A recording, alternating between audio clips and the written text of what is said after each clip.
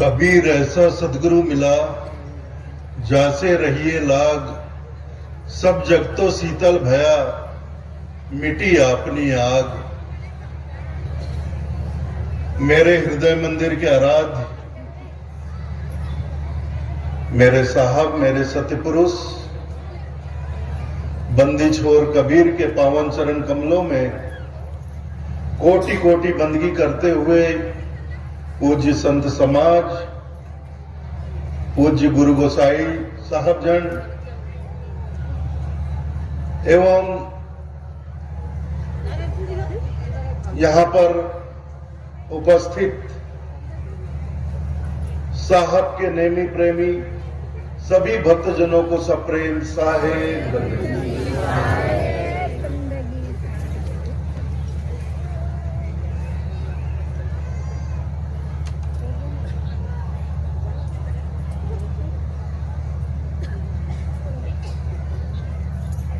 27 वर्षों के पश्चात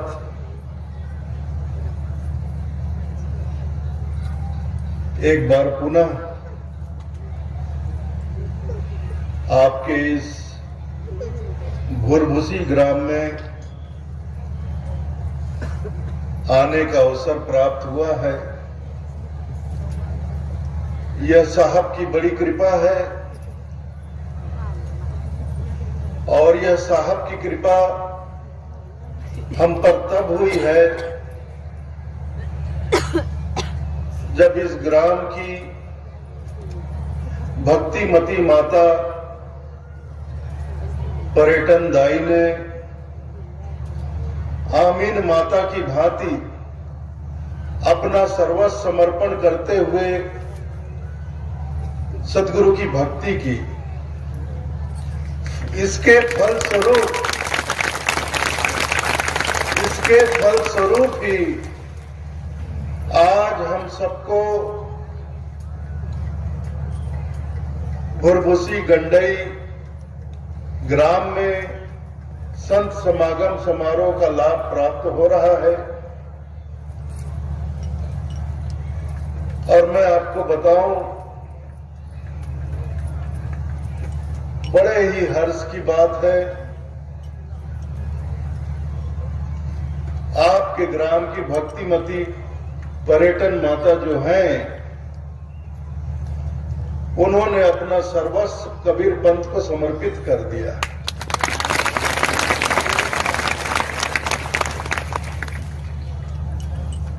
तो आप जानते हैं, आपके गांव में एक भक्त के होने से इस ग्राम के साथ साथ आसपास के अनेक ग्राम के लोगों को प्रति वर्ष इसी तिथि में संत समागम समारोह का लाभ प्राप्त होगा।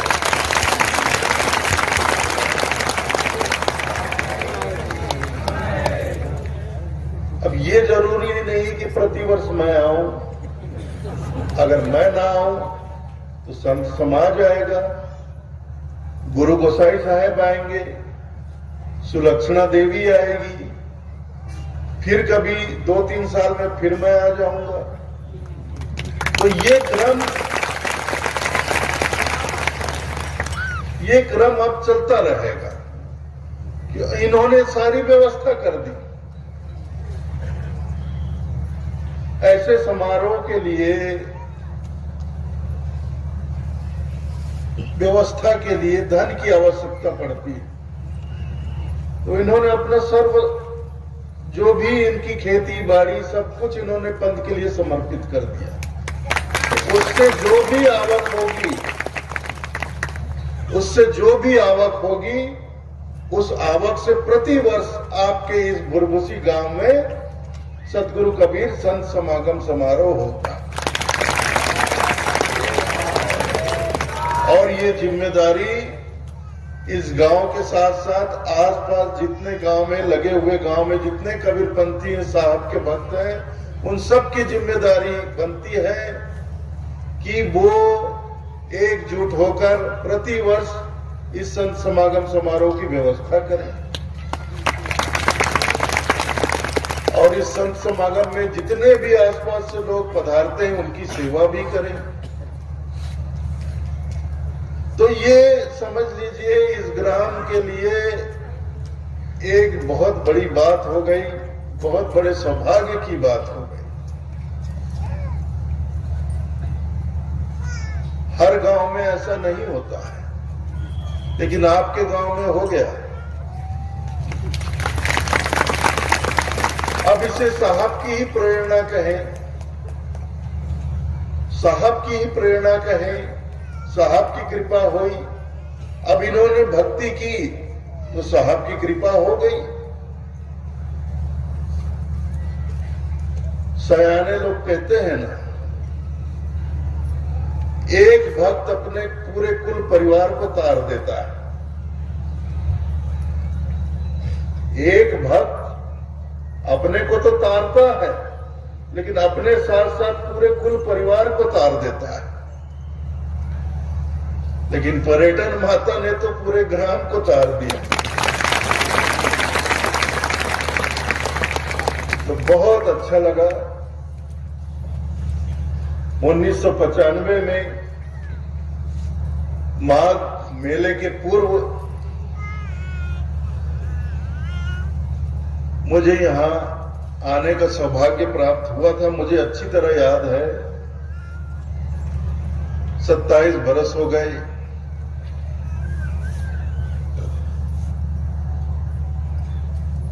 और 27 बरस के बाद पुनः एक बार आने का अवसर प्राप्त हुआ। लेकिन इस बार संत समागम का स्वरूप बहुत विशाल है, बृहद है। मुझे ऐसा लग ही नहीं रहा कि मैं भुरभुसी में बैठा हूं। मैं सच कह रहा हूं, यहां बैठे हुए मुझे ऐसा लग रहा है कि दामाखेड़ा का माघ मेला चल रहा है। दामाखेड़ा का माघ मेला चल रहा है, ऐसे लग रहा है। बिल्कुल वही वातावरण, सब कुछ वैसा।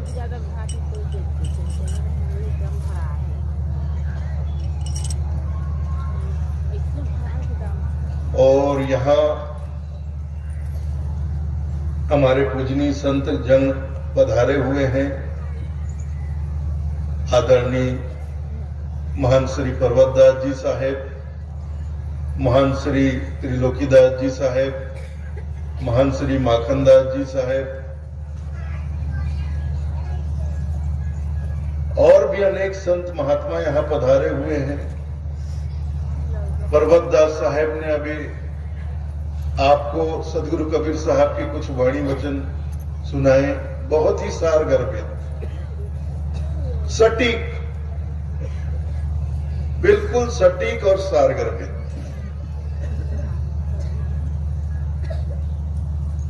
कि जीवन में संतों का दर्शन हो, उनकी संगति हो, उनका सत्संग हो, और हम अपने जीवन में गुरु की शरण में जाएं, सतगुरु की शरण में जाएं, और सतगुरु से जो हमें नाम रूपी प्रसाद मिले, उस प्रसाद को बहुत ही शुद्ध भाव से, पवित्र भाव से हृदय में उतारे। चौका आरती में जो प्रसाद मिलता है उसको हम बहुत श्रद्धा से, प्रेम भाव से पेट में उतार देते हैं। लेकिन संतों के, गुरुजनों के, सदगुरु के मुखार बिंद से जो प्रसाद मिलता है उसे हमें हृदय में उतारना होता है। जब हम हृदय में उतारते हैं तब हमारा जीवन रूपांतरित होता है, बदलता है।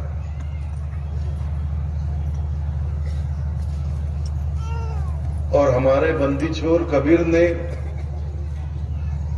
यही सब कुछ तो किया।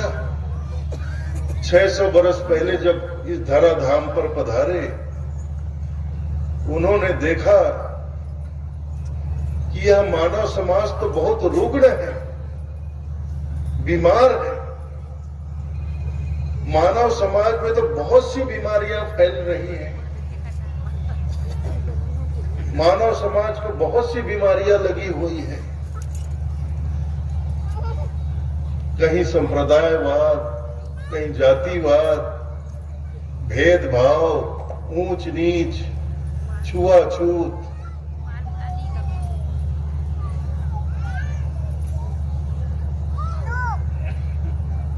बहुत तरह की रूढ़ताएं मानव समाज में, बहुत तरह के अंधविश्वास मानव समाज में,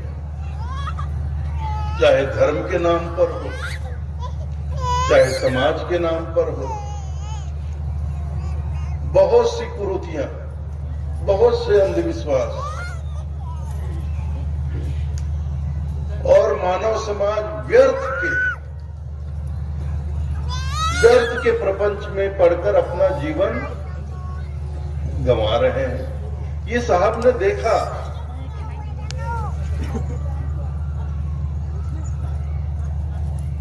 कि मानव समाज, एक तो मानव जीवन जो देवताओं के लिए भी दुर्लभ होता है, उस मानव जीवन को पाकर यह मानव अपने जीवन को व्यर्थ गंवा रहा है। अपने मानव जीवन के महत्व को समझ नहीं पा रहा है।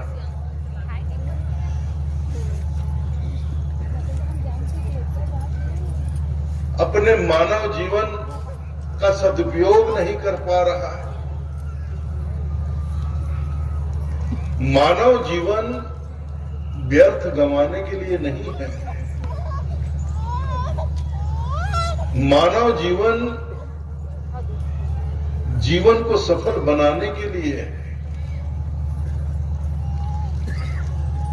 मानव जीवन जन्म जन्म की निद्रा को तोड़ने के लिए, यह जो जीव अज्ञानता की नींद में पड़ा हुआ, पता नहीं कितने जन्मों से पड़ा हुआ है और इस भवसागर में भटक रहा है, एक के बाद दूसरा, दूसरे के बाद तीसरा, तीसरा चौथा, पांचवा, अनेक योनियों में भटक रहा है। कहते हैं 84 लाख योनियों में अज्ञानतावश 84 लाख योनियों में भटक रहा है इस भवसागर में। और 84 लाख योनियों में भटकते भटकते भटकते अंत में उसे मानव योनि प्राप्त हुई, ये मानव शरीर प्राप्त हुआ है। लेकिन मानव शरीर प्राप्त करने के बाद भी मानव अपनी सुध नहीं ले रहा है, वह गफलत की नींद में ही पड़ा हुआ है। तो जब साहब ने देखा कि असंख्य जीवों ने मानव योनि प्राप्त कर ली, मानव शरीर प्राप्त कर लिया, उसके बाद भी नहीं जाग रहे, मोह और अज्ञानता की नींद में पड़े हुए हैं, तब उन्होंने अपनी वाणी की चोट मारकर जीवों को जगाने का काम किया। उन्होंने मानव समाज पर शब्द बाण चलाने शुरू किए, वाणी से, अपनी वाणी से चोट करना शुरू किया, क्योंकि चोट लगने से ही निद्रा टूटती है।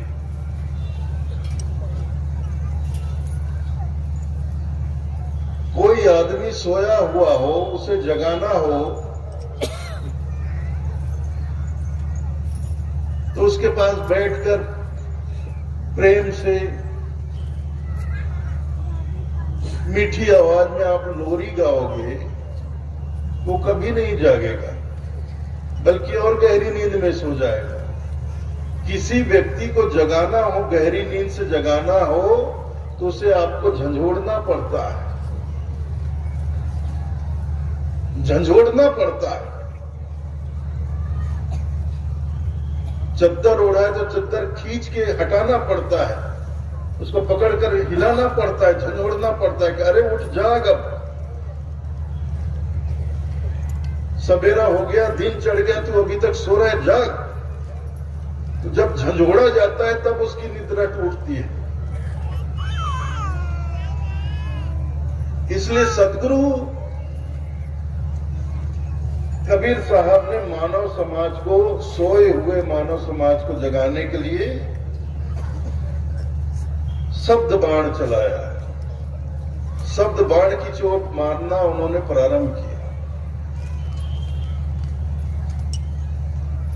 और वाणी की चोट से जीवों को जगाने का काम किया। तो सदगुरु के वाणी वचन जिसके हृदय में लगे वो जीव तो अज्ञानता और मोह की निद्रा से जाग गया।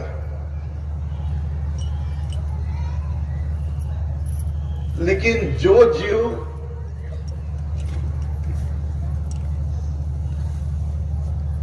मतलब जिन्होंने साहब के, सदगुरु के, संतों के वाणी वचनों को सुनने से ही इनकार कर दिया,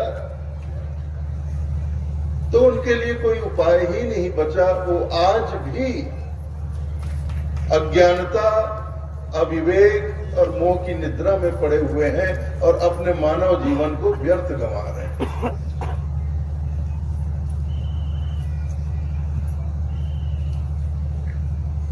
तो हमें अपने मानव जीवन के महत्व को समझना होगा।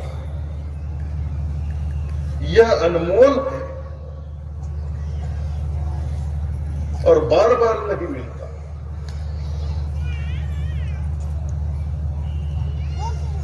साहब कहते हैं मानुष ऐसा जिए रहा मिले न दूसरी बार। मानव जीवन दोबारा नहीं मिलता। मानुष ऐसा जिए रहा मिली न दूसरी बार, पक्का फल जो गिर पड़ा तो बहुरी न लागे डार। पेड़ पर लगा हुआ फल पक कर एक बार गिर जाए जमीन पर, फिर दोबारा कभी उस पेड़ पर, डाल पर वो नहीं लगता है। वैसा ही ये मानव जीवन है। अभी मिला है तो मिला, ये हाथ से गया निकला, इसके बाद फिर नहीं मिलेगा। मानुष ऐसा जीरा मिले न दूजे बार, दोबारा नहीं मिलना। तो इतना महत्वपूर्ण, इतना अनमोल ये मानव जीवन है और इस अनमोल मानव जीवन का हम किस तरह से उपयोग कर रहे हैं। दिवस गंवाया खाए के, रैन गंवाया सोए, हीरा जन्म अमोल का कौड़ी बदली जाए।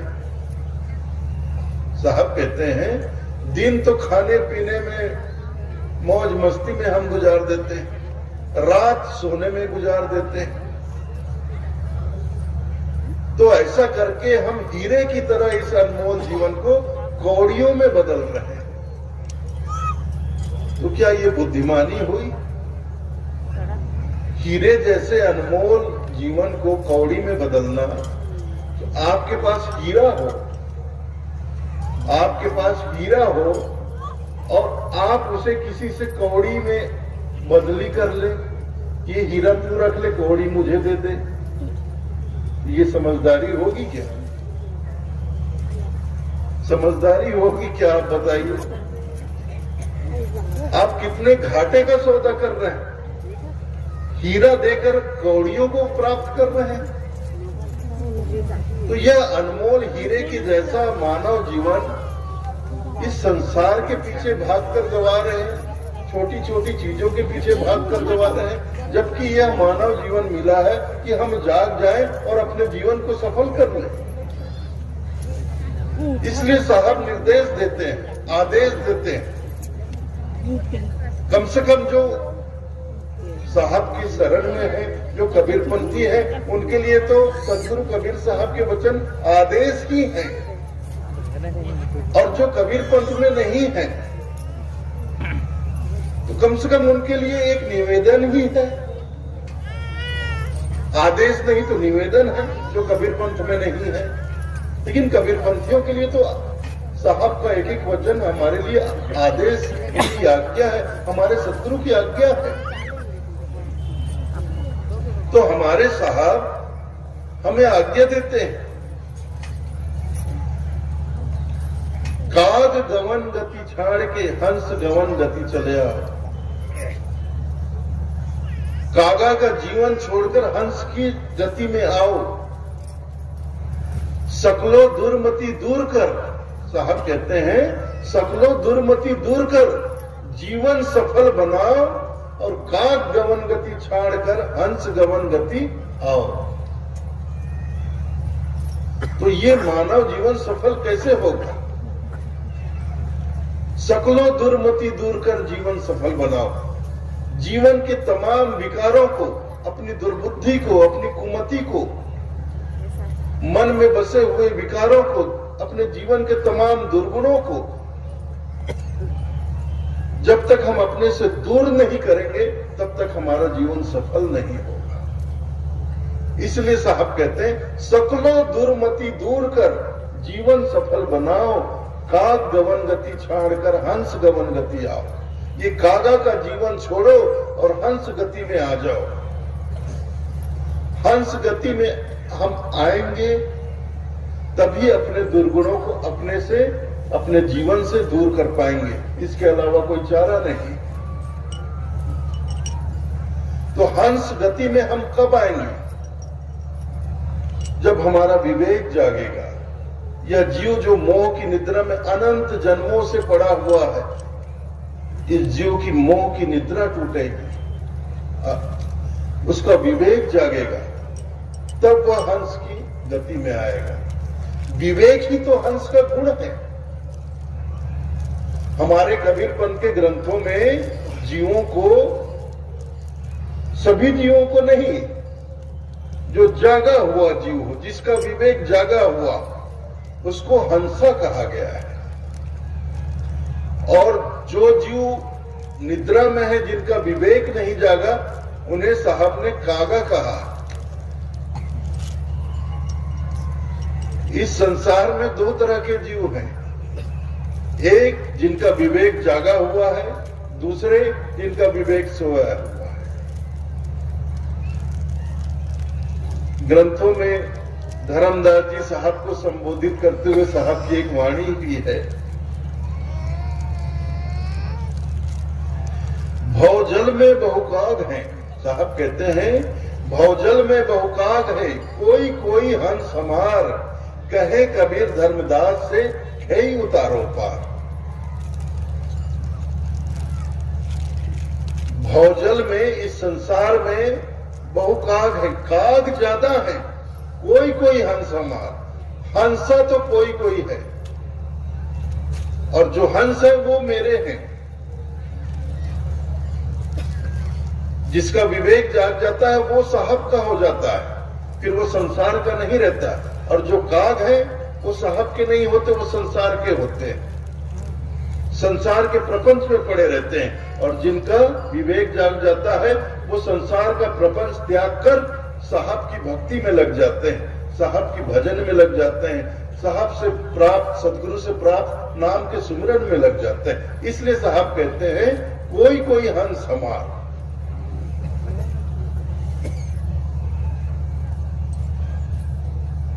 तो ये हंसा शब्द विवेक से जुड़ा हुआ है, हंस का गुण होता है। साहब ने विवेकी जीव को हंसा क्यों कहा? क्योंकि हंसा का एक गुण होता है, हंसा नीर छीर का विवेक करता है। दूध में पानी मिलाकर हंसा को दे दो तो दूध दूध पी जाएगा, पानी छोड़ देगा, पानी अलग कर देगा। तो ये एक परख होती है उसके अंदर, परख होती है। वो नीर छीर का विवेक करता है, सत्य असत्य का विवेक करता है, सार असार का विवेक करता है, उचित अनुचित का विवेक करता है।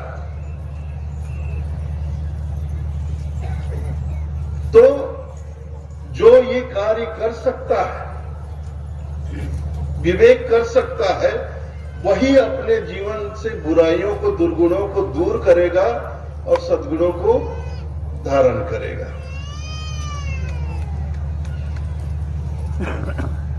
समझ रहे हो मेरी बात को? आप थोड़ा सा समझने का प्रयास करना। विवेकी मतलब जागा हुआ, जिसकी आंखें खुली हो, मत चमड़े की आंखें नहीं, विवेक की आंखें, मन की आंखें जिसकी खुली हुई, विवेक से जो जागा हुआ। और जो विवेक से सोया हो उसकी आंखें बंद होती हैं, विवेक की आंखें बंद होती। अच्छा, एक बात सीधे से मैं बोलता हूं कि आपके आंख में पट्टी बांध दिया जाए, आपकी आंखों पर पट्टी बांध दी जाए और आपको थाली में चावल दे दिया जाए कि इसे अमनिया करो, चावल अमनिया करो, या दाल दे दिया जाए, ये अनाज है अमनिया करो, इसको साफ करो, और आपके आंख में पट्टी बंधी, आप देख नहीं सकते। तो अनाज में जो कचरा मिला हुआ है, कंकड़ पत्थर मिले हुए हैं, तो उसको आप अनाज से अलग कैसे करेंगे, दूर कैसे करेंगे? कर सकते हैं? नहीं कर सकते। लेकिन आपकी आंखों से पट्टी हटा दी जाए, आपकी आंखें खुल जाए, तो आप अनाज में से एक एक कचरे को, एक एक कंकड़ पत्थर को चुन चुन कर अलग कर सकते हैं। तो जब तक हमारी विवेक की आंखें बंद हैं, हम अपने जीवन का, अपने आप को हम निमार नहीं पाते, कभी नहीं निमार पाएंगे। हम खुद को देख ही नहीं पाएंगे, आंख ही बंद है। अगर मन की आंखें बंद है, विवेक की आंखें बंद है, तो हम खुद को कभी देख ही नहीं पाएंगे।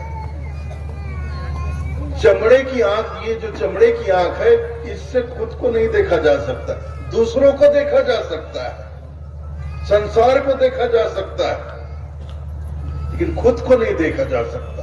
खुद को देखने के लिए जरूरी है कि हमारी विवेक की आंखें, मन की आंखें खुले, तब हम खुद को देख पाएंगे। इन आंखों से, चमड़े की आंखों से हम दूसरों को देखते हैं और दूसरों की बुराइयां गिनते रहते हैं दिन भर। अरे वो तो ऐसा करता है, उसके अंदर ये बुराई है, उसके अंदर ये बुराई है, वो उसने ऐसा किया, उसने ऐसा किया, सदा दूसरों की बुराई। खुद का पता नहीं, खुद का कोई होश नहीं। दिन भर हम दूसरों के बारे में बात करते रहते हैं। अरे उस आदमी ने ऐसा कर दिया, बड़ा गलत आदमी है, वो आदमी ऐसा करता है, वो ऐसा करता है, ये ऐसा करता है। दिन भर दूसरे की बुराइयां गिनाते रहते हैं, गिनते रहते हैं, गिनाते रहते हैं, लोगों को बताते रहते हैं। इसी को कहते हैं चुगली, निंदाचारी। तो निंदाचारी वही करता है जो अज्ञानी हो, जिसका विवेक सोया हो, विवेक की आंखें बंद हो, वो आदमी निंदाचारी करता है, चुगली करता है, दूसरों की बुराई करता है। लेकिन जिसकी आंखें, मन की आंखें खुली हो, वो कहते हैं, क्या कहते हैं? बुरा जो देखन मैं चला, बुरा जो देखन मैं चला, बुरा न मिलिया कोई, जो दिल खोजा आपना, मुझसा बुरा न कोई।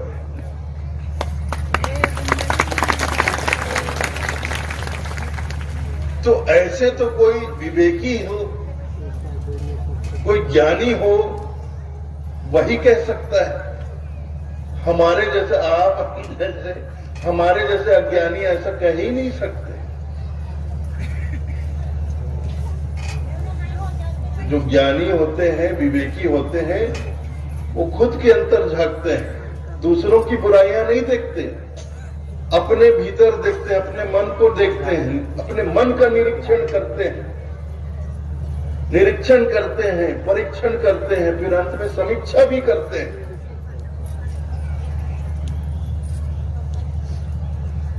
और समीक्षा करके उन्हें फिर अपने आप में जो बुराइयां, जो दुर्गुण नजर आते हैं, उन्हें चुन चुनकर अपने जीवन से अलग कर देते हैं, और जो सद्गुण हैं, जो अच्छाइयां हैं, उन सबको सहेज कर रख लेते हैं। तो ये एक बड़ी साधना है जीवन की, ये एक बड़ी साधना है जीवन की। और हमारे साहब चाहते हैं कि उनके पंथ में उनकी शरण में जो भी जीव आया है वो ये साधना करे, आत्मनिरीक्षण करे, परीक्षण करे और अंत में समीक्षा करते हुए अपने जीवन में, अपने मन में जितने भी विकार हैं, दुर्गुण हैं, उसे अपने जीवन से दूर करें। तो सदगुरु कबीर साहब अपने तमाम भक्तों से चाहते हैं कि जीवन में ये साधना हो।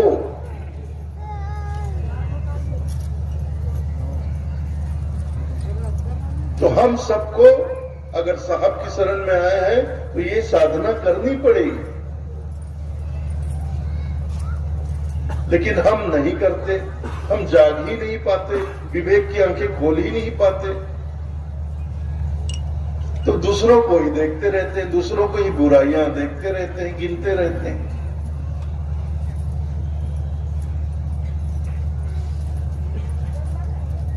तो साधक हम बनेंगे तो साधक के लिए साहब कहते हैं साधु ऐसा चाहिए। साधक कैसा होना चाहिए? जो साधक होता है उसी को तो साधु कहा जाता है। साधु और किसे कहते हैं? जो साधना करे वो साधु है। तो साहब कहते हैं साधु ऐसा चाहिए जैसे सूप स्वभाव, सार सार को गही रखे थोथा दे उड़ा। तो साधक का स्वभाव कैसा होना चाहिए? जो हम लोग सूपा होता है ना छत्तीसगढ़ में, जिसमें अनाज फटकारते हैं, अनाज साफ करते हैं। साधु ऐसा चाहिए जैसे सूप स्वभाव, जैसे सूपे का स्वभाव होता है, सार सार को गही रखे थोथा दे उड़ाओ। जब सूपे में हम अनाज को साफ करते हैं, फटकारते हैं, तो वह सूपा जो होता है अनाज को रख लेता है और अनाज में जितने भी कचरे मिले होते हैं, कंकड़ पत्थर मिला होता है, उसे दूर उड़ा देता है। ऐसा साधक का स्वभाव होता है और होना चाहिए। और उस सूपे की तरह हम अपने मन को भी इसी तरह से फटकारें और मन में जो सद्गुणों के साथ साथ जो दुर्गुण भरे हुए हैं, उन दुर्गुणों को उड़ाकर दूर कर दें और सद्गुणों को बचाकर रख ले। सार सार को गही रखे थोथा दे उड़ा। ऐसा साधक का स्वभाव।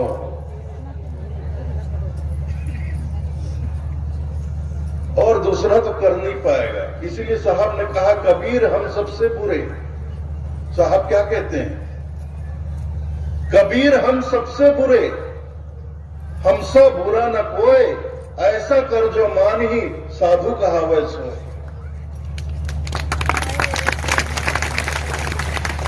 सच्चा साधक कौन कहला सकता है? जो ये कहे कि कबीर हम सबसे बुरे, हमसे बुरा न कोई, कि मैं ही दुनिया का सबसे बुरा आदमी हूं, मुझसे बुरा दुनिया में और कोई नहीं।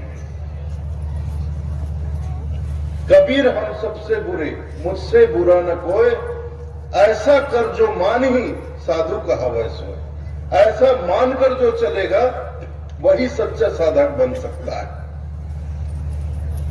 वही सच्चा साधक होगा, वही अपने जीवन का कल्याण कर पाएगा। अपने जीवन की तमाम बुराइयों को, कुरीतियों को, दुर्गुणों को, दुर्मतियों को दूर करके जीवन सफल कर ले। तो यही हमारे सदगुरु की आज्ञा हो रही। सकलो दुर्मति दूर कर जीवन सफल बनाओ, काग गवन गति छाड़ कर हंस गवन गति आओ। तो कागा का जीवन हमने बहुत जी लिया, कागा के गति में हम बहुत रह लिए, कागा का चाल हम बहुत चल लिए। अब हमें कागा का चाल चलन छोड़कर हंस की गति में आ जाना है, साहब का हंस बन जाना है, विवेकी बन जाना है। अपने विवेक को जगा लेना है और अपने जीवन के दुर्गुणों को दूर करके अपने जीवन को सफल बना लेना है। नहीं तो कबीर पंथ में आने का कोई मतलब नहीं। अगर ऐसा हम नहीं करते हैं तो कबीर पंथ में आने का कोई मतलब ही नहीं। कबीर पंथ में आकर भी हम पहले की तरह ही अपना जीवन बिता रहे हैं, वही दुनिया का प्रपंच, वही सारा ढकोसला,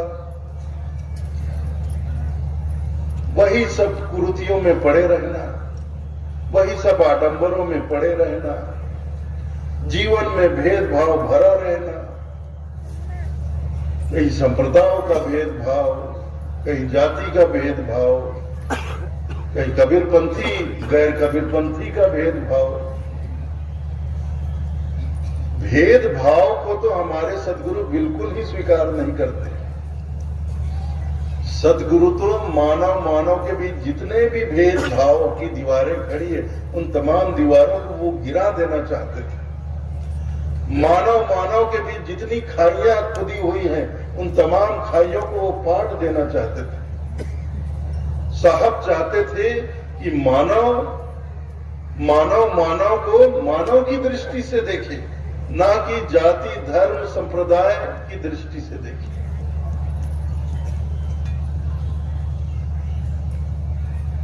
मानव, संसार के समस्त मानव एक दूसरे को मानव की ही दृष्टि से देखे। जैसा मैं मनुष्य हूं वैसे सब मनुष्य हैं। इसमें किसी प्रकार का भेदभाव आना ही नहीं चाहिए कि मैं हिंदू हूं, कि वो मुसलमान है, कि वो ईसाई है, कि वो जैन है, कि वो सिख है, कि वो बौद्ध है। ये भेदभाव हमारे मन में ही नहीं आना चाहिए। न जाति का भेदभाव, न कि मैं साहू हूं, कि वो कुर्मी है, कि वो सतनामी है, कि ये बनिया है, तो वो है वो। ये दुनिया भर का भेदभाव क्यों रखते हैं मन में? और देखिए इसके कारण, इस भेदभाव के कारण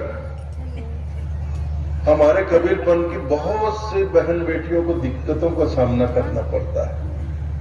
ये कुछ व्यवहारिक बातें मैं बोल रहा हूं कि जो पीढ़ी दर पीढ़ी कबीरपंथी हैं, 4-6 पीढ़ी से कबीरपंथी हैं, वो अपने बच्चों को पूरी तरह से कबीरपंथ का संस्कार देते हैं। अब कबीरपंथ में मांसाहार बिल्कुल निषेध है। वैसे तो निषेध बहुत कुछ है। साहब ने तो स्पष्ट कहा है कि व्यसन मुक्त होना है। कबीरपंथ में किसी भी प्रकार का नशा नहीं करना है, मांसाहार नहीं करना है, और नशे में चाहे कोई भी नशा हो नहीं करना है। चाहे वो तंबाकू हो, बीड़ी हो, सिगरेट हो, चीलम हो, गांजा हो, भांग हो, शराब हो, और आजकल तो नए नए तरह के मधुर मुनक्का हो, रॉकेट मुनक्का हो। ये कई तरह की नशाएं आ गई है भाई। अब मैं तो सुना कि आजकल के बच्चे तो आयोडेक्स को डबल रोटी में लगा के खा जाते हैं नशा करने के। ये भी सुनता हूं। वो खांसी का सिरप होता है, उसको लेके पी जाते नशा करने की। दवाइयों से नशा करने लग गए। तो कबीरपंथ में नशा बिल्कुल प्रतिबंधित है, और मांसाहार तो बिल्कुल ही। लेकिन समय का चक्र है, चक्र चल रहा है। ये चक्र ऐसा है, अभी आते आते हम गाड़ी में, मैं महंत पर्वत दास साहब से यही चर्चा कर रहा था कि महंत साहब, मुझे कार्य करते हुए 30 बरस हो गए। मेरे कार्यकाल को 30 बरस हो गए। 30 बरस में मैंने बहुत कुछ देखा है। अपने कबीरपंथ में ही बहुत कुछ देखा है। जो पुराने अच्छे कबीरपंथी घर थे,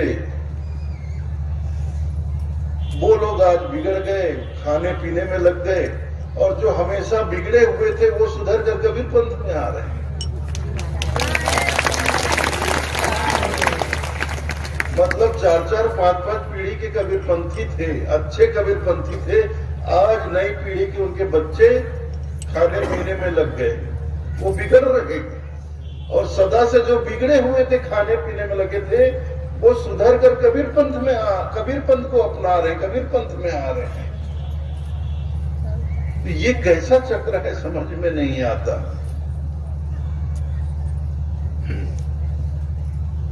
तो मैं तमाम हमारे भाइयों बहनों से, बुजुर्गों से, नौजवान साथियों से और बच्चों से, अपनी बहनों से, और बेटियां हैं हमारी, माताएं हैं हमारी, सबसे निवेदन करता हूं, या तो कबीर पंथ में आओ मत। अगर आ गए कबीर पंथ में तो साहब की जो आज्ञा हो रही है, साहब जो हमें उपदेश दे रहे हैं, साहब जो हमें शिक्षा दे रहे हैं, साहब जो हमें मार्ग बतला रहे हैं, उस मार्ग पर दृढ़ता से चले, दृढ़ता पूर्वक चले और अपने साहब, अपने सदगुरु बंदी छोर कबीर के एक एक वचनों का जीवन में दृढ़ता पूर्वक पालन करें। ना किसी दबाव में आए, ना किसी तकलीफ से डरे, ना किसी कष्ट से घबराएं। साहब के पंथ में निर्भीक होकर आए। आना कबीर पंथ में ये खाला का घर नहीं, आते हैं कोई सुरनर जिन्हें दुनिया का डर नहीं। अगर कबीर पंथ में आना है तो निर्भीक होकर आओ, पूरी बहादुरी से आओ, दृढ़ संकल्प के साथ आओ। ये कबीर पंथ जो है ये कायर डरपोक लोगों का पंथ नहीं है। आना कबीर पंथ में ये खाला का घर नहीं। खाला मुसलमान लोग मौसी को कहते हैं। कबीर पंथ को मौसी का, रिश्तेदारों का घर समझकर मत आ जाना। रिश्तेदारों के घर जाके हम कुछ भी मनमानी करते हैं, हमें कोई रोकने टोकने वाला नहीं, कोई बोलने वाला नहीं। चाहे मामा के घर जाए, चाहे मौसी के घर जाए, चाहे जैसी मनमानी करते रहते हैं वहां जाकर, कोई हमें रोकता नहीं, बोलता नहीं, टोकता नहीं। लेकिन कबीर पंथ खाला का घर नहीं, मौसी का घर नहीं, मामा घर नहीं। आना कबीर पंथ में खाला का घर नहीं, आते हैं कोई सुरनर। सुरनर मतलब वीर, बहादुर लोग, सूरवीर लोग। इनका ये पंथ है, सूरवीर लोगों का ये पंथ है, जो दृढ़ता पूर्वक इस पंथ में आए और दृढ़ता पूर्वक अपने साहब के पंथ को, कबीर पंथ को अपनाकर दृढ़ भाव से, पूरी दृढ़ता से पंथ को अपनाकर, साहब के एक एक वचनों को अपनाकर साहब के बतलाए हुए रास्ते पर चले। और साहब का मार्ग इतना सुगम नहीं है, सुगम नहीं है। साहब कहते हैं पंथ हमार खाड़े की धारा, दृढ़ होए गहे सो उतरे पारा। सदगुरु कबीर साहब कहते हैं पंथ हमार खाड़े की धारा, मेरा पंथ तलवार की धार है। खाड़े की धारा, खाड़ के मतलब तलवार की धार। मेरा पंथ तलवार की धार है, दृढ़ होए गहे सो उतरे पारा। जो दृढ़ होकर मेरे पंथ को ग्रहण करेगा, अपनाएगा, वही पार उतरेगा। और जो लचर पचर करते हुए इस पंथ में आएगा, वो तो तलवार की धार पर चल ही नहीं पाएगा। वो तो छोटी छोटी बातों पर रोता रहेगा, छोटी छोटी बातों की शिकायत करता रहेगा कि हमारे साथ ऐसा हो गया, हमारे साथ ऐसा हो गया, हमारे साथ उसने ऐसा कर दिया, हमारे साथ उसने ऐसा कर दिया। समाज वाले हमें परेशान कर रहे हैं कि वो समाज वाले हमें परेशान कर रहे हैं कि गैर कबीरपंथी हमें परेशान कर रहे हैं। नहीं, फिर कोई मतलब ही नहीं हुआ आपके कबीर पंथ में आने का। आप सिर्फ भीड़ बढ़ा दिए और कुछ नहीं, इससे ज्यादा कुछ नहीं। आप भीड़ बढ़ा दिए। आना है तो पूरी दृढ़ता से आओ, संकल्प के साथ आओ कि मैं कबीर पंथ को पूरी दृढ़ता से अपनाऊंगा, चाहे मेरी जान क्यों न चली। जब करवतदास साहब ने कहा ना, चाहे हमें अपनी जान भी खपाना पड़े, जान भी गंवानी पड़े, तो भी हम अपने मार्ग से, अपने कबीरपंत साहब के बतलाए हुए मार्ग से डिगेंगे नहीं, पूरी दृढ़ता से चलेंगे। कुछ लोग शिकायत करते हैं कि जैसे गांव में मड़ई मातर होता है तो पूरे गांव से चंदा लिया जाता है। साहब हम लोगों से भी चंदा मांगते हैं, तो लेकिन मड़ई मातर में बलि चढ़ाई जाती है, बकरा काटा जाता है, तो हम चंदा देंगे तो पाप तो हमको भी बिल्कुल लगेगा, 100% पाप लगेगा।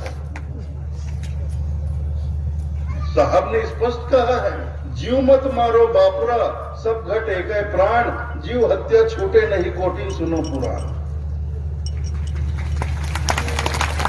अगर ऐसे कार्यों में आप किसी भी तरह का सहयोग देते हैं तो पूरी तरह से उस हत्या का पाप, जीव हत्या का पाप आपको भी लगेगा और वो फिर जीवन में कभी छूटेगा नहीं। और अगर लोग बोलते हैं कि अगर तुम्हें गांव में रहना है तो सहयोग करना ही पड़ेगा, नहीं तो तुम्हें बिरादरी से अलग कर दिया जाएगा, समाज से अलग कर दिया जाएगा, गांव से बहिष्कृत कर दिया जाएगा, तो आते हैं कोई सुरनर जिसे दुनिया का डर नहीं। ऐसे लोगों को बोले तुम क्या बहिष्कृत करोगे, मैं तुमको बहिष्कार करूंगा।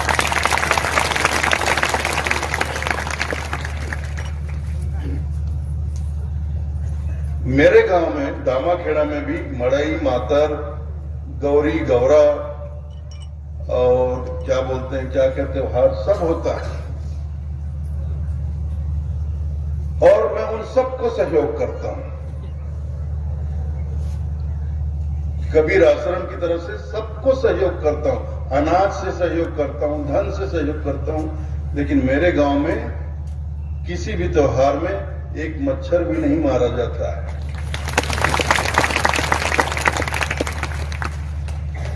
लेकिन पता नहीं भाई क्या हो गया है लोगों को, ये कैसा पागलपन सवार हो गया है। आजकल जिधर देखो उधर लोग बलि प्रथा एकदम, अरे बलि प्रथा तो पुरातन काल में लोग जब इतने ज्ञानी नहीं थे, उनका बौद्धिक विकास नहीं हुआ था, कुछ जानते समझते नहीं थे, धर्म के मर्म को नहीं समझते थे, उस जमाने में लोग तंत्र मंत्र जादू टोना बलि चढ़ाते थे। लेकिन दुनिया बदल चुकी, 21वीं सदी में आप जी रहे हो और 21वीं सदी में आकर आप तंत्र मंत्र जादू टोना बैगा ओझा तांत्रिकों के चक्कर में पड़े हो, बलि चढ़ाते हो, कहीं मंदिर में चढ़ा रहे हो, कहीं माता के द्वार पे चढ़ा रहे हो, तो गजब की बात है।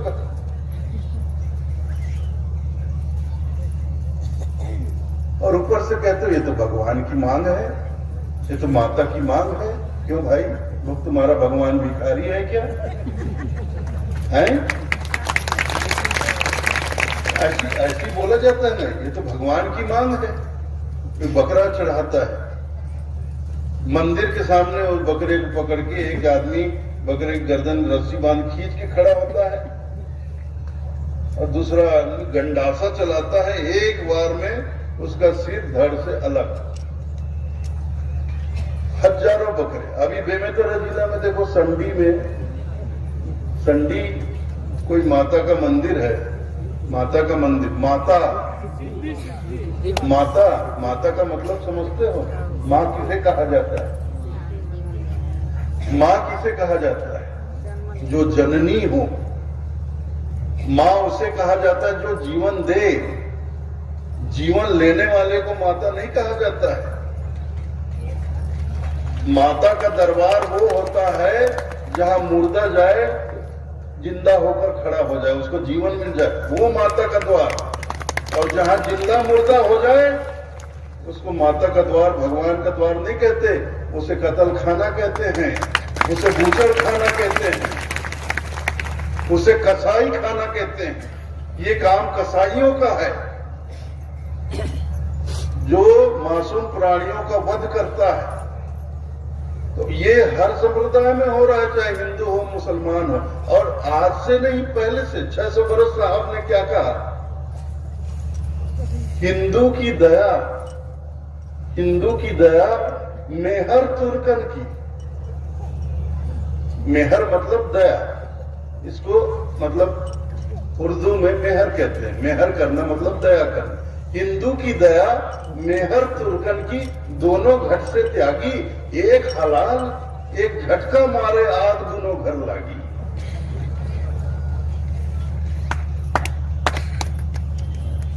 हिंदू भी भटका हुआ है, मुसलमान भी भटका हुआ है। हिंदू ने भी दया का त्याग कर रखा है। और देखो, दया का त्याग मतलब अपने धर्म का ही त्याग। हिंदुओं ने अगर दया का त्याग कर दिया, इसका मतलब वो हिंदुओं ने अपने धर्म का ही त्याग कर दिया। क्योंकि हिंदू संप्रदाय के सबसे पावन ग्रंथ रामचरितमानस में तुलसीदास जी ने कहा, दया धर्म का मूल है, पाप मूल अभिमान, तुलसी दया न छाड़िए जब लग घट में प्राण। तुलसीदास जी कह रहे हैं, जो दया है ये धर्म का मूल है, धर्म का जड़ है। सिर्फ धर्म नहीं का मूल, सिर्फ धर्म नहीं, धर्म की जड़ है ये दया। दया के आधार पर ही धर्म खड़ा हुआ है, धर्म का वृक्ष खड़ा हुआ है।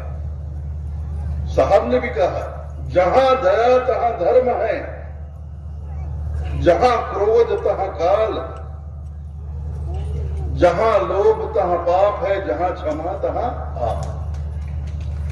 तो जहां दया है वहीं धर्म है। और अगर हम दया का ही त्याग कर रहे हैं, मतलब हम अपने धर्म का ही त्याग कर रहे हैं।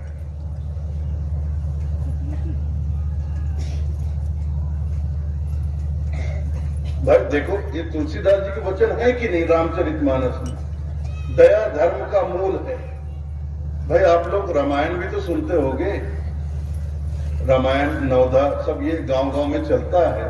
आपने नहीं सुना? गोस्वामी जी ने कहा है रामायण में, दया धर्म का मूल है। गोस्वामी जी ऐसा तो नहीं कह रहे हैं कि हिंदू धर्म का मूल है, ऐसा बोल रहे हैं क्या? हिंदू धर्म का मूल है ऐसा बोल रहे हैं? नहीं, दया धर्म का मूल है। दया जो है वो धर्म का मूल है। अगर धर्म के मूल को ही हम नहीं अपनाएंगे तो हम कैसे धार्मिक लोग हैं? कैसे कह सकते हैं कि हम धार्मिक लोग हैं, कि मैं आस्तिक हूं? कैसे हम दावा कर सकते हैं मैं एक धार्मिक व्यक्ति हूं, मैं आस्तिक हूं, मैं भगवान को मानता हूं?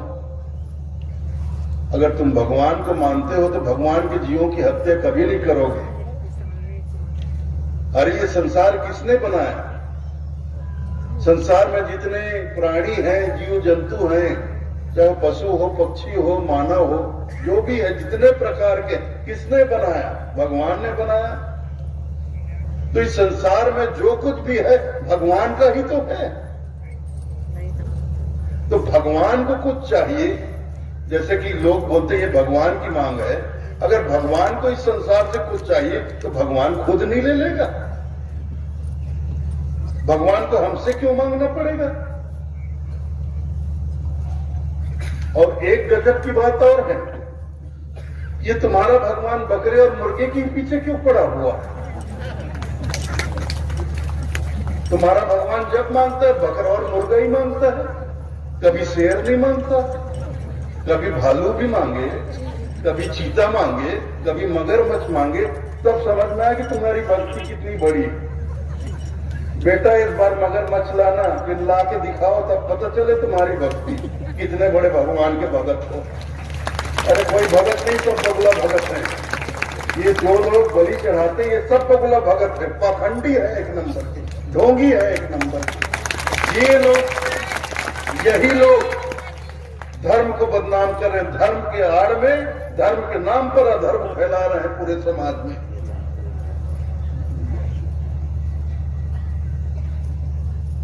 मां की मांग, मां जननी, जीवन देने वाली, जो जीवन दे उसके दर पे, उसके दरवाजे पे किसी का जीवन छीन लेते हो और सोचते हो कि माता मुझ पर प्रसन्न हो जाएगी। कैसे प्रसन्न हो जाएगी? वो जीव भी तो उसी माता का जना हुआ है। हमें किसने जना? माता ने जना। तो उस जीव को किसने जना? बकरे को किसने जना? मुर्गे को किसने जना? उसको भी मां ने तो जना। संसार के जो पालनहार हैं वही तो सबको जन्म दे रहे हैं।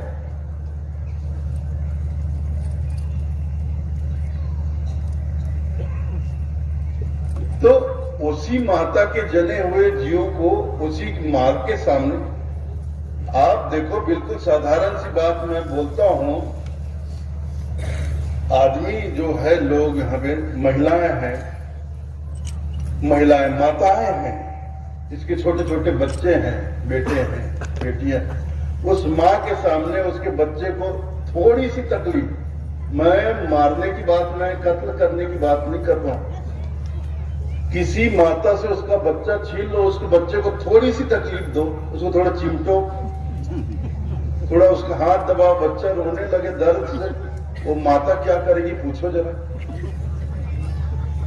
उस माता को कितनी पीड़ा होगी अगर आप उसके हाथ से उसका बच्चा छीन लो, उसको चिमोटो, उसको दबाओ, उसको दर्द हो, वो बिलक कर रोए, उस माता के हृदय में कितनी पीड़ा होगी। तो सोचो आप कि ये नवरात्रि पे जब आप माता के मंदिर में उसी के संतानों को, उसी के जीवों को, उसी के पैदा किए जीवों को आप धड़ाधड़ सिर्फ उड़ा देते हो, मुंडी काट देते हो, तो उस दरबार में बैठी हुई माता के हृदय में कितनी पीड़ा होती होगी। वो तुम सोचते हो वहां बकरा काटकर तुम उस मां से अपने लिए दुआ प्राप्त करोगे, आशीर्वाद प्राप्त करोगे? कभी नहीं। अगर मां के मंदिर में, भगवान के मंदिर में ऐसा अधर्म करोगे तो केवल बद्दुआ मिलेगी, श्राप मिलेगा, इसके अलावा और कुछ नहीं मिलेगा। बचो, दया करो। साहब कहते हैं दया करो, धर्म को पालो, जग से रहो उदासी, अपना सा जीव सबको जानो, तभी मिले अविनाशी। दया करना सीखो, दया करो, धर्म को पालो, दया ही धर्म है। दया करो, धर्म का पालन करो, जग से रहो उदासी। इस संसार से ज्यादा मोह मत करो, आसक्ति मत करो, उदास भाव से रहो, जग से रहो उदासी, अपना सा जीव सबको जानो, तभी मिले अविनाशी। अपना सा जीव, जैसा मैं हूं वैसे सब हैं, और सब है मतलब सिर्फ मानव नहीं, जितने पशु पक्षी प्राणी हैं, कीड़े मकोड़े जो भी है, अपना सा जीव, जैसा मैं हूं वैसे सारे जीव जंतु हैं। अगर कोई मुझे गाली दे, मुझे दुख होता है तो सबको होता है। अगर कोई मुझे तमाचा मारे, मुझे पीड़ा होती है तो सबको होती है। अगर मेरा कोई अपमान करे, मुझे बुरा लगता है तो सबको लगता है। ऐसे अपना सा जीव सबको जाना, तभी मिले अविनाशी, तभी परमात्मा मिलेंगे, तभी भगवान मिलेंगे, तभी ईश्वर मिलेंगे। ऐसे नहीं मिलेंगे कि बस अपनी फिक्र करो, दूसरों के तंगाओ, सताओ, परेशान करो, पीड़ा पहुंचाओ। गांधी जी का प्रिय भजन क्या था बताओ मुझे, बताओ तो। वैष्णव जन, बताओ, बोल के बताओ ना। वैष्णव जन तेने को कहिए जो पीर पराई जाने रहे। वैष्णव जन उसे ही कहिए जो दूसरे की पीड़ा को समझे, जाने, महसूस करे। कबीरा सोई पीर है जो जाने पर पीर, पीर पराई ना जाने सो काफिर बेपीर। दूसरे की पीड़ा को महसूस करना सीखो, यही मानवता है। अरे मानव तन को प्राप्त किए हो, मानव योनि में आए हैं हम सब लोग, तो मानवता को तो पहले धारण करें भाई। जब हम पशु योनि में थे तब हमारे अंदर पशुता थी। जब हम पशु योनि में थे तब हमारे अंदर पशुता थी। आज हमने मानव योनि को धारण कर लिया, तो फिर मानवता को क्यों धारण नहीं करते हैं? केवल मानव शरीर प्राप्त कर लेने से कोई मानव नहीं हो जाता है जी। जब तक हमारे भीतर मानवता का संचार नहीं होगा तब तक हम किसी अर्थ में मानव नहीं हैं। जब तक हमारे अंदर इंसानियत नहीं आएगी हम किसी कीमत पर इंसान नहीं हो सकते। अगर हम इंसान हैं तो हमारे भीतर इंसानियत होनी चाहिए। और इंसानियत क्या है, मानवता क्या है? सद्गुण, सात्विक गुण, सात्विक गुण, सद्गुण, सद्गुणों का होना, सात्विक गुणों का होना,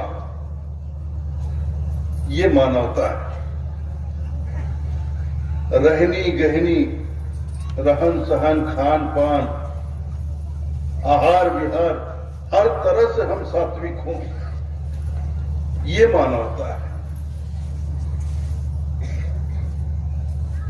लेकिन बहुत दुख के साथ कहना पड़ रहा है, आज हमारे कबीरपंथ के बच्चे भी भटक रहे हैं, भटके हुए हैं भाई। अब कुछ लोग अपने मन से नहीं करते तो ये बैगा ओझा लोग डरा देते हैं उनको।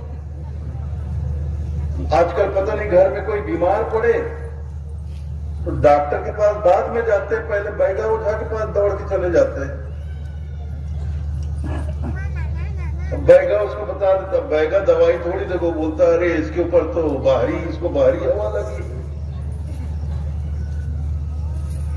बाहरी हवा लगी है, इसके पीछे तो किसी ने भूत प्रेत लगा दिया। तो कैसे करे महाराज, कैसे करे बताते ही, मैं सब ठीक कर दूं, बस है ऐसे कर, 2 टन मुर्गी, 5 बोतल दारू और 500 रुपया ले आ। मैं जो तोर बेटा ऊपर जो पीछे लगा है, मैं बोला जान डरे, मैं चीन डरे हूं बोला। और जेल तो बेटा के पीछू लगे वो है, पहली 1 घंटे वो पीछू लग रहे, एक बार वो भगा चुके हूं, मैं फिर आगे है। मैं मोर में रोकर अच्छा दवाई में बोला मैं तो बेटा दूर कर दूं।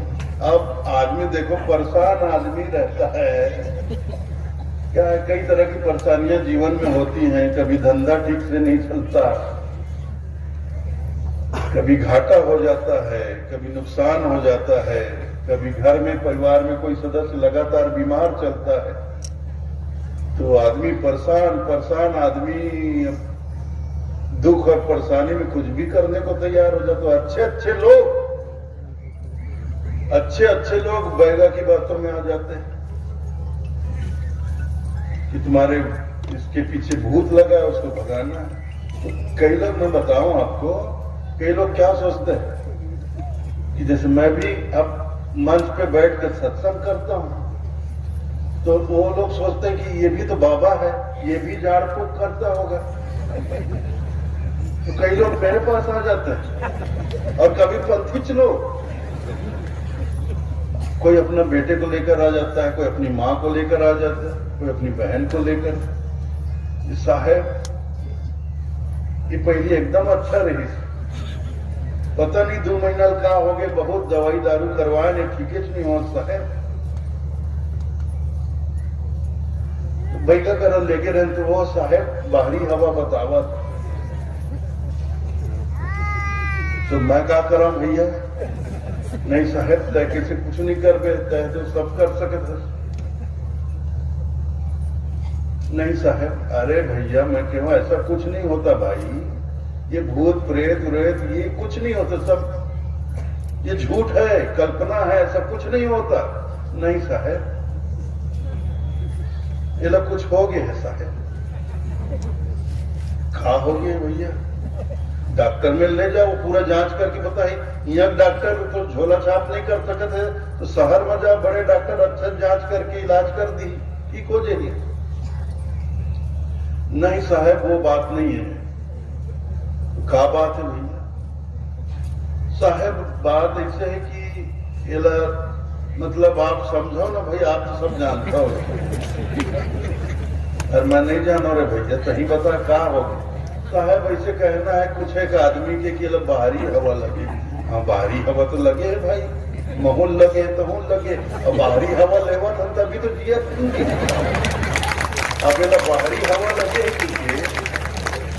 बाहरी हवा लगेगी कि नाक मुंह झन चपक देवे, मर जाए बेचारा। नहीं साहब, वो बात नहीं, वो बात नहीं साहब। एक पीछे एक शरीर में हाथमा घुसर गए। बिल्कुल, तोरो शरीर में आत्मा है, मोरो शरीर में, सबके शरीर में आत्मा, तभी तो जिया समझी। बिना आत्मा की कोई शरीर है चलते फिरते का? नहीं साहेब, एक आत्मा तो है, एक आत्मा घुसर गई। गजब बात करता सियार मन की थे, एक म्यान में दो तलवार नहीं आ सकते कि दस एक टन शरीर में दो टन आत्मा, ऐसे कैसे हो सकत भैया? नहीं साहब, आप मजाक घन बनाओ साहब, वो बहुत शैतान आत्मा है साहब। तो तय कौन से शरीर आत्मा है भैया? दौर अंदर कब का शराफत है, तय दुनिया में शैतानी नहीं करस, तय दूसर के बारे में वो गलत नहीं सोचत, दूसर के नुकसान नहीं करत, तय जिंदगी में कोई शैतानी नहीं करे, तो तब शैतान आत्मा भैया। नहीं साहेब, आप समझत नहीं हो, ये भटके हुए आत्मा है साहेब। कहता है कौन से ठिकाने लगे आत्मा से, दौर कौन से मुक्ति हो है, तो वो तो पता नहीं कब का जन्म से ये संसार में बहुत सागर में भटकत है, तभी भटकत उसका। और तही का दुनिया भर की हर करोड़ों आत्मा संसार में जन्म जन्म से भटकत हो, सब भटके आत्मा है। तो कौन भटके आत्मा की तालो मन भाग जाते, वही कौन जानी कौन भाई का करा जाता है। तो उन कानून के बाद में तो ये बहेगा कोनिया लोगों के पास में, हमारे छत्तीसगढ़ में भी होता है भाई। मेरे पास लोग आ जाते हैं, ऐसे कई बार आ जाते हैं, मैं उनको समझाता हूँ, बुझाता हूँ, कई बार डॉक्टर के पास भी भेजता हूँ, लेकिन मानते ही नहीं लोग। अब ये पता नहीं कैसे कितनी जड़ता है हमारे दिमाग में, ये अंधविश्वास, ये आडंबर और ये रूढ़िता, ये पाखंड की जड़ सदियों सदियों से हमारे मन मस्तिष्क, इसकी जड़ मन मस्तिष्क में इतने गहरे तक उतरी हुई है, इस कभी कभी समझ में नहीं आता कि ये जड़ कब निकलेगी बाहर, कितना समय लगेगा इसको निकलने में। मैं तो सोचता हूं तो मैं खुद ही हैरान हो जाता हूं। 21वीं सदी आ गया, लेकिन आज भी हम भूत प्रेत टोनी टोना के पीछे पड़े।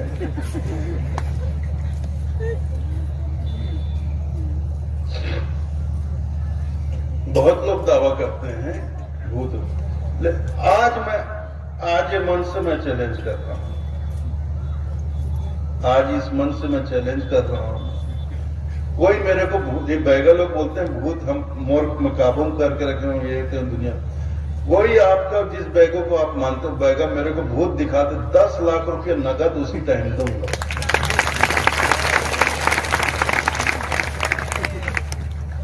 आप सबके सामने मैं घोषणा करता हूं, कोई भी बैगा मेरे को भूत दिखा दे प्रत्यक्ष, मैं 10 लाख रुपये आपको दूंगा। फिर वो बैगा के साथ आप बांट लेना। अब कितना आपको रखना है आप रख लेना, जितना उसको देना है उसको देना, लेकिन मेरे को दिखाओ तो सही, दिखाओ ना। अगर बैगा लोगों के पास, तांत्रिक ओझा लोगों के पास ऐसी ताकत होती कि बैठे बैठे घर में नींबू काट देने से, बकरा काट देने से, दारू चढ़ा देने से अजीब टाइप का वो बना लेते हैं, और वो ऐसा सब त्रिशूल उर्सूल, खोपड़ी उपड़ी हड्डी, ये करने से दूर कहीं किसी पर प्रभाव पड़ता हो तो ऐसे लोगों तो केंद्र सरकार अपने इसमें रखे, मतलब देश की सुरक्षा विभाग में रखे, ताकि वहां दिल्ली में बैठकर, ऑफिस के अंदर बैठकर ये लोग पाकिस्तान के आतंकियों के ऊपर जादू टोना करें, उनको घुसने से पहले ही नहीं था, नहीं भाई, ठीक बोल रहा हूं ना। अगर सच में ऐसा होता तो ये तो बहुत बड़े बड़े पोस्ट में होते हैं लोग। भयानक तनख्वाह मिलती इनको, सरकार हर तरह की सुविधा देती। फिर ये 500-400 रुपए के लिए ऐसे गांव के भोले भाले लोगों को थोड़ी बेवकूफ बनाते हैं। अरे कुछ नहीं होता भाई, जागो जागो जागो। ये मानव जीवन जागने के लिए है, अपना जीवन सफल बनाने के लिए है। तो साहब की आज्ञा को समझिए आप लोग, कबीरपंथी लोग, और जो कबीरपंथी नहीं है वो साहब के निवेदन को समझिए। सकलो दुर्मति दूर कर जीवन सफल बनाओ, काग गमन गति छोड़कर हंस गमन गति आओ। कागा का जीवन बहुत जी लिए, कागा के चाल चलन में बहुत रह लिए, अब कागा का चाल चलन छोड़कर हंस के चाल चलन में आ जाओ, और हंस के चाल चलन में आकर मानसरोवर की ओर उड़ चलो, अपने लोक की ओर चले चलो। जो हंस होता है वो ताल तलैया में थोड़ी डोलता है। ताल तलैया संसार में तो कागा कांव कांव करता है, कोलाहल करता है। हंसा तो मानसरोवर पहुंच जाता है, वहां किलोल करता है, आनंद मनाता है। तो जो हंस गति में आ जाएगा वो संसार का तमाम प्रबंध छोड़कर, आडंबर छोड़कर, अपने साहब के, अपने सदगुरु के, अपने परमात्मा के ध्यान में लीन हो जाएगा, ब्रह्म लीन हो जाएगा। सत्पुरुष के पर ब्रह्म के ध्यान में लीन हो जाना ही तो ब्रह्मलीन हो जाना है, ब्रह्मलीन। और जो ब्रह्मलीन हो जाता है उसको ब्रह्मानंद की प्राप्ति होती है। तो उस आनंद को प्राप्त करो। पंथ में साहब के शरण में आकर भी भटको मत, बहुत भटक लिए, अब मत भटको। तो और ज्यादा न कहते हुए मैं आपसे कहना चाहूंगा कि आप लोगों ने मेरी बातें बहुत ध्यानपूर्वक सुनी, बहुत प्रेम पूर्वक सुनी। इसके लिए मैं आप सभी लोगों का हृदय से आभारी हूं। और मैं आपकी ग्राम की भक्तिमती माता पर्यटन दाई को बहुत हृदय से सप्रेम साहेब बंगी कहता हूं। इसके साथ ही यहाँ पर विराजमान जितने भी लोग बैठे हुए हैं सबको मेरी सप्रेम साहेब साहेब साहेब बंगी साहेब साहेब बंगी साहेब। फिर कभी अवसर मिलेगा जब साहेब की कृपा होगी आगे, मैं फिर आऊंगा, फिर इसी तरह बैठकर आप लोगों से चर्चा करूंगा। तब तक के लिए मुझे आज्ञा दें। साहेब